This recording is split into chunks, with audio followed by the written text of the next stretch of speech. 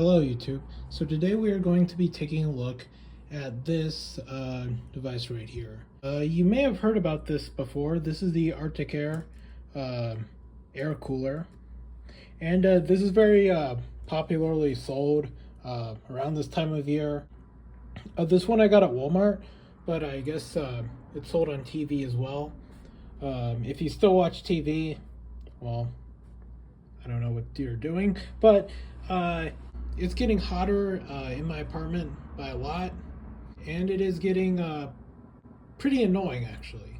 I thought, these don't have maybe the best reviews, but I'll take a look at it. It might work and cool down my apartment and make it a bit more tolerable in the summer heat. Alright, so first of all, I'd like to give a disclaimer by saying that this is an air cooler. It is not necessarily an air conditioner. This is what's known as a swamp cooler, meaning that it cools based off of evaporation of water rather than an air conditioner, which is a whole refrigeration system. What's interesting is that swamp coolers and air conditioners work by a similar principle, that if you have something that evaporates, it will cool down, and when you condense it, it will heat up. The only difference being is that this air conditioner has its refrigerant in a closed loop, whereas a swamp cooler like this one is open loop. Yeah, so this cools based off of evaporating water into the air. When the water evaporates, it soaks up heat and turns into a vapor. With an open loop, that gives you a couple of advantages. First of all, you don't have to stick it out a window.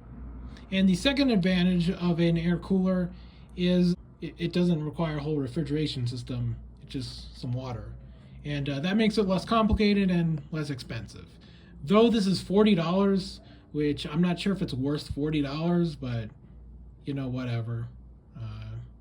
We'll try it and let's see if it works well enough.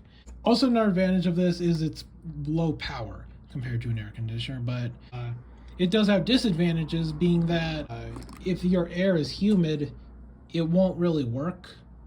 Whereas an air conditioner will actually dehumidify the air, and it will work in any circumstance. Also with swamp coolers, these really only cool by about 10 degrees at best, though your mileage may vary. So yeah, this is the box. You could see that it kind of says that it has the secret to hydro chill technology. This is not a thing, it's just a swamp cooler. It cools by evaporating water, and basically the dry temperature reaches the wet bulb temperature. I mean, this does kind of show, I guess, what's going on. It has a water tank. Say hot, dry air in, cool, moist air out. A lot of people have said things about this being like a scam or something. That's not necessarily true. These are what they are. They are swamp coolers, and very small ones at that. If you're in a humid environment, a swamp cooler won't really do that well for you. And these are small, so it might cool your immediate personal space, but it's not going to cool an entire building. That would just be unrealistic. So right now it's 31 degrees Celsius. And if you don't understand Celsius, that's about 87 Fahrenheit, so it's hot. If we had a swamp cooler, that would reach the wet bulb temperature.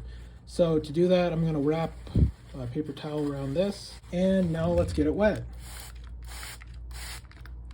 As the water that I sprayed evaporates, the temperature will slowly go down.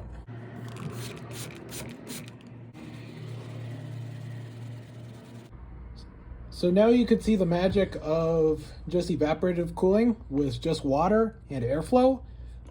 Just with that, in this dry environment in the desert, we have cooled from 30 degrees C to about 20. If you are in a dry environment, evaporative cooling can work very well. Now let's get back to this device right here. So let's open it up and see what's inside.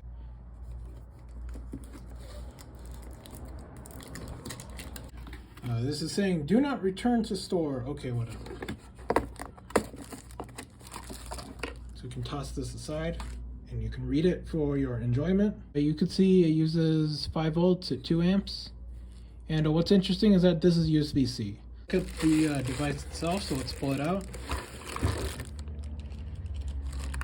The box is empty. Alright, so we could take out the silica gel, and there is a strap going across, so let's remove that as well. All right, so this air cooler comes with some instructions. We have the product guide, and we have just this. I guess it's a shorter pamphlet.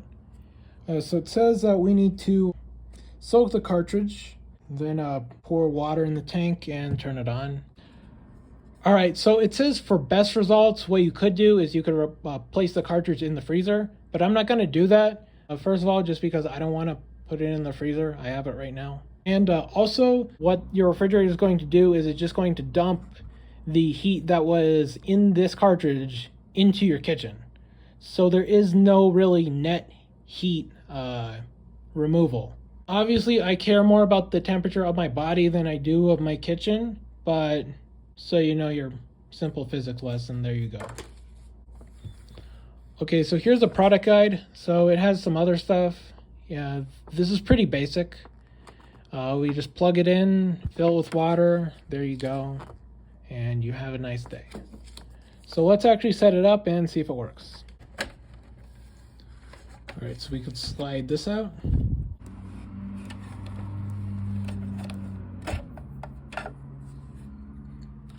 All right, so this is the cartridge, so let's soak this. So we can put the cartridge back in.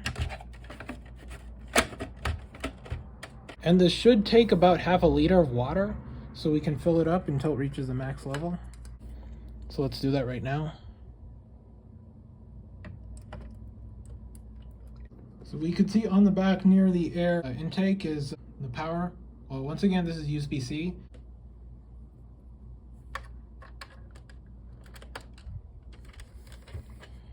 See, it's hot again. It's 30 degrees. And as we had seen, the wet bulb temperature should get us down to around 20. So let's turn it on and see if it does that. Yeah, set of controls is kind of obscure.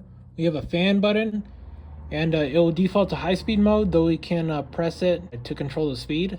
So if it has a greater fan speed, it won't last as long. Press the plus button, that will start turbo mode, which will give the maximum fan power.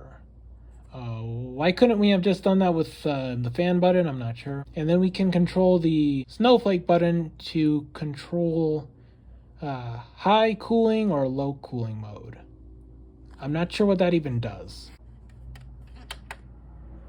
All right, so it turns on to high. We could change the color. Here we have the fan, so we could, and now it's off. Turn it back on again, and then so from what I'm hearing, this just controls an extra higher fan speed. And then we can play with this.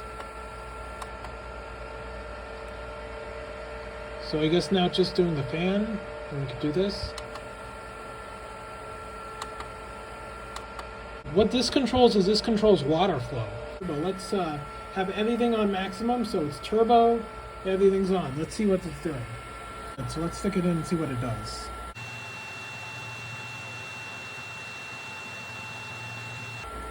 So down to 24, 23. Or I see 20. 20. So we're cooling down to 20 degrees Celsius from 30. Oh, we're going to 19. So yeah, this thing is a lot more impressive than I thought it would be. I thought it would maybe just blow hot air, to be honest. So this is just evaporative cooling. We're not doing any tricks. We're not sticking the water in the refrigerator. Nothing like that. This is just evaporative cooling, pure evaporative. And we're getting down to 18 degrees Celsius. It's going down to 19, that's almost like at 64 degrees Fahrenheit.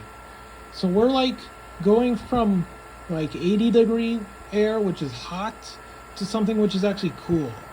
So this thing is actually pretty good. Alright, so this has been my review of the Arctic Air Pure Chill 2 air cooler.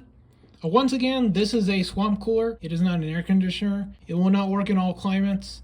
If you live in a humid climate, this will not work very well for you. However, if you live in a dry climate, as I do, this device is remarkably impressive. I was pretty surprised with how well this works. This is a little expensive, being $40. I don't know if that's maybe the best price for it. However, if you are in a dry climate like I am, this device is impressive, and yeah, It exceeded my expectations. I thought it would just blow hot air, but it is actually providing a significant degree of cooling. It does make at least your personal area quite a bit more comfortable. Yeah, the Arctic Air 2. Thank you for watching.